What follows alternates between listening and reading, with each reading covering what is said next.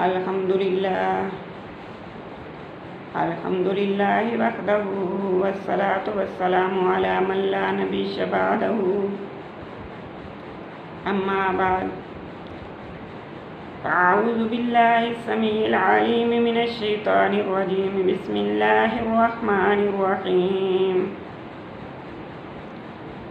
رب اشرح لی صدری ویسر لی امری واحلل عقدۃ من لسانی یفقہوا قولی رب زدنی علما۔ معزز سامعات، عزیز طالبات، آج کا ہمارا موضوع یہ ہوگا کہ کون سے ایسے لوگ ہیں جن کی دعا قبول ہوتی ہے، وہ کیا عمل کرتے ہیں کہ ان کی دعا اللہ رب العزت رد نہیں فرماتے۔ تو اس کے بارے میں حضرت ابو ہریرہ رضی اللہ تعالی عنہ سے ایک حدیث مبارکہ روایت ہے۔ فرماتے ہیں قال رسول اللہ صلی اللہ تعالی علیہ وآلہ وسلم، حضرت ابو ہریرہ فرماتے ہیں کہ حضرت نبی کریم صلی اللہ علیہ وآلہ وسلم نے ارشاد فرمایا، ثلاثۃ لا ترد دعوتہم، تین لوگ ایسے ہیں، تین شخص ایسے ہیں جن کی دعا رد نہیں کی جاتی، جن کی دعا ضرور قبول ہوتی ہے۔ فرمایا پہلا شخص الصائم حین یفطر، روزہ دار کی دعا جس وقت وہ روزہ افطار کرتا ہے، یعنی افطاری کے وقت کی دعا۔ نمبر 2 والامام العادل، عادل امام یعنی جو مسلمان صاحب اقتدار، اس مسلمان صاحب اقتدار کی دعا جو شریعت کے مطابق چل رہا ہے اور سب کے ساتھ انصاف کرتا ہو، اس کا ہر معاملہ شریعت کے مطابق ہے، ہر کام شریعت کے مطابق ہے اور سب کے ساتھ انصاف سے پیش آتا ہے، اللہ رب العزت اس کی دعا رد نہیں فرماتے۔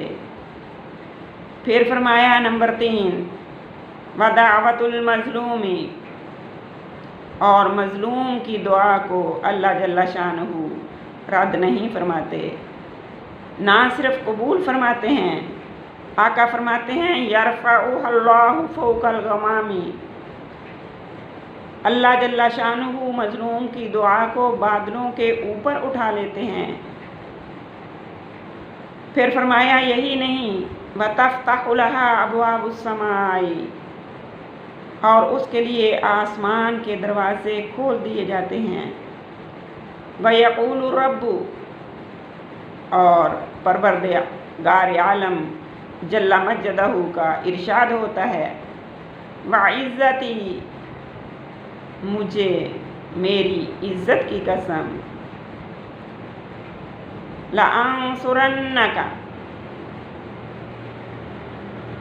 میں ضرور بھی ضرور تیری مدد کروں گا، وَلَوْ بَعْدَ حِینٍ، اگرچہ کچھ وقت گزرنے کے بعد ہی کیوں نہ ہو۔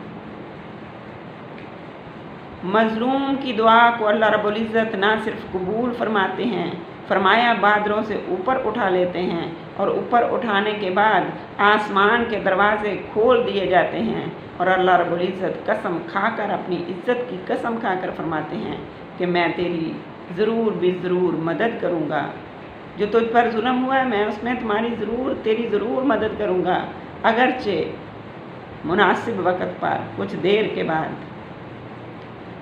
اسی طرح ایک اور حدیث مبارکہ حضرت ابو ہریرہ رضی اللہ تعالیٰ عنہ سے ہے، قال رسول اللہ صلی اللہ علیہ وآلہ وسلم ثلاث دعوات مستجابات، فرمایا 3 دعائیں مقبول ہیں، सलास दावाति मुस्तजाबातुन, 3 दुआएं मकबूल हैं, ला शक्क फीहिन्ना, उनकी कबूलियत में कोई शक नहीं।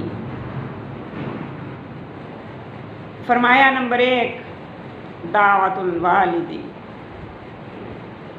वालिद की दुआ अल्लाह रब्बुल इज़्ज़त ज़रूर भी ज़रूर कबूल फरमाते हैं।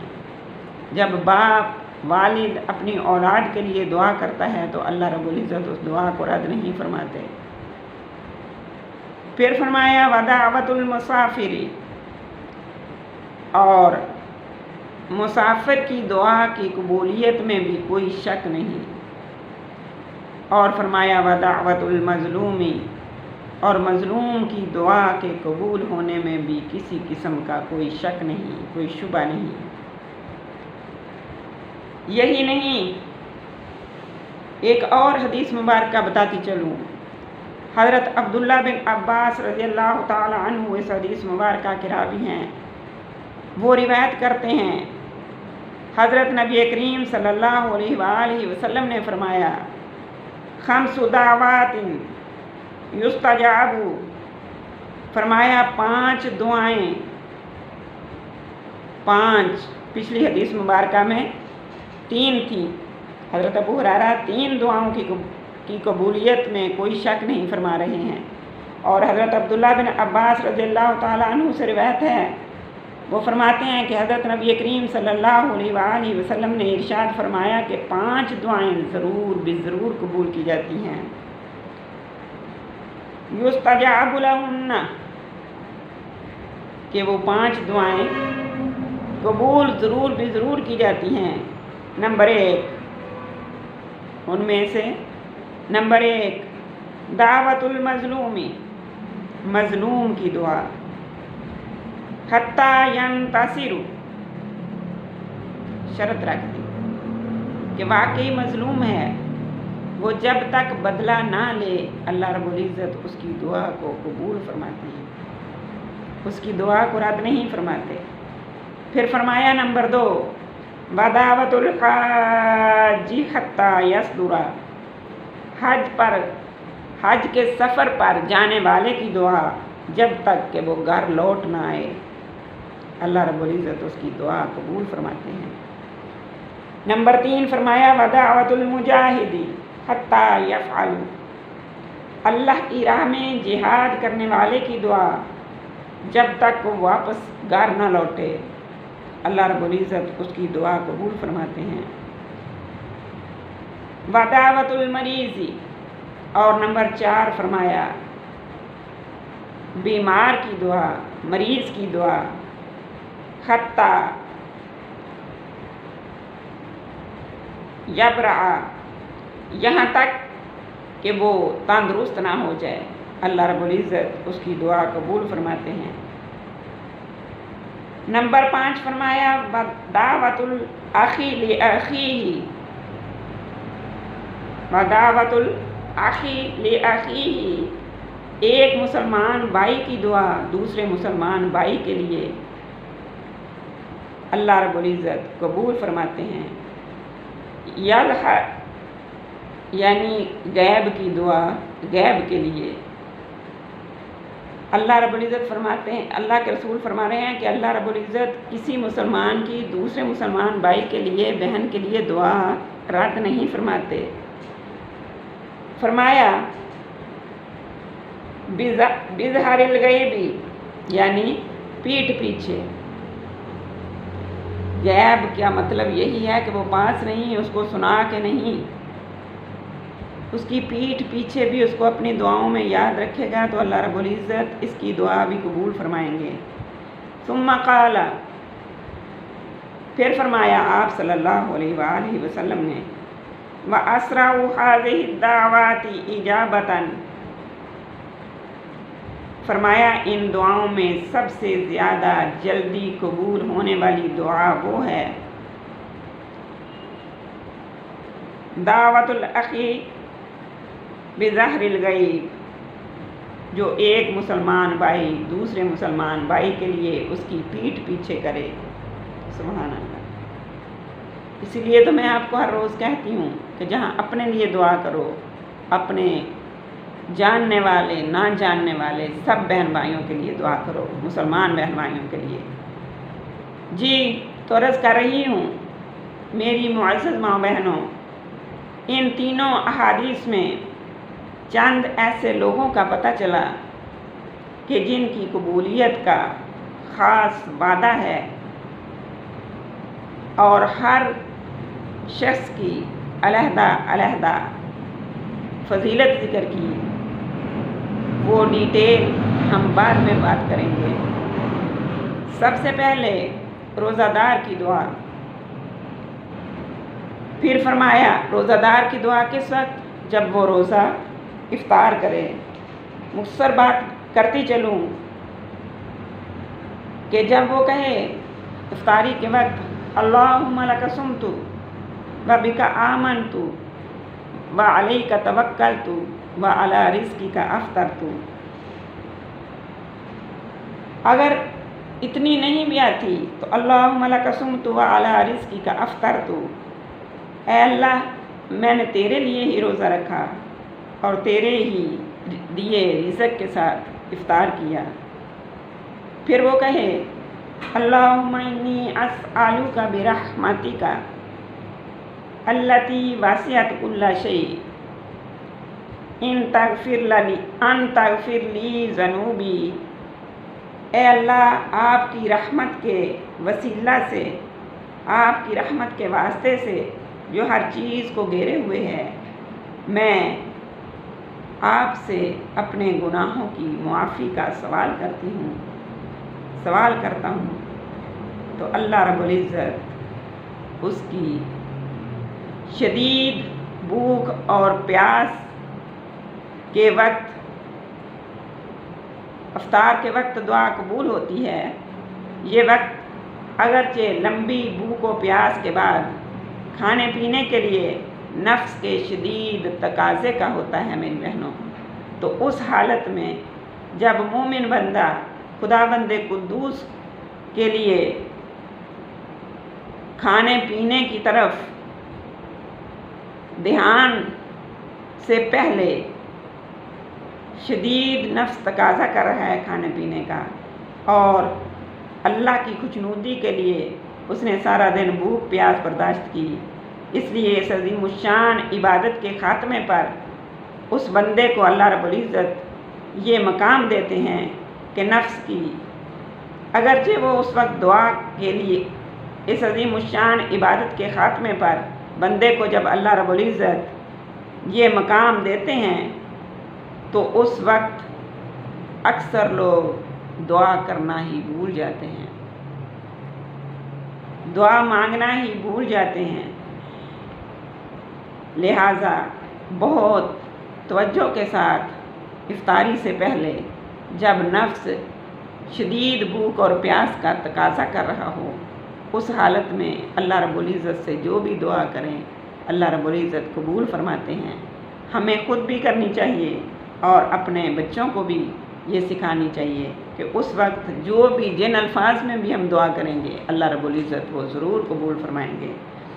دوسرے نمبر پہ آقا نے فرمایا کہ امام عادل، حدیث شریف میں یہ بھی فرمایا کہ امام عادل کی دعا اللہ رب العزت رد نہیں فرماتے، ضرور قبول فرماتے ہیں۔ میری بہنوں، ایک ہوتا ہے وقت کا امام، وقت کا بادشاہ، اور ہم اور آپ اپنے اپنے گھروں میں ایک گھر کا سربراہ، گھر کا بادشاہ ہوتا ہے۔ جس مسلمان کو اقتدار مل جائے اور وہ انصاف کے ساتھ شریعت کے مطابق عوام کو اپنے ساتھ لے کر چلے تو اسے امام عادل کہتے ہیں۔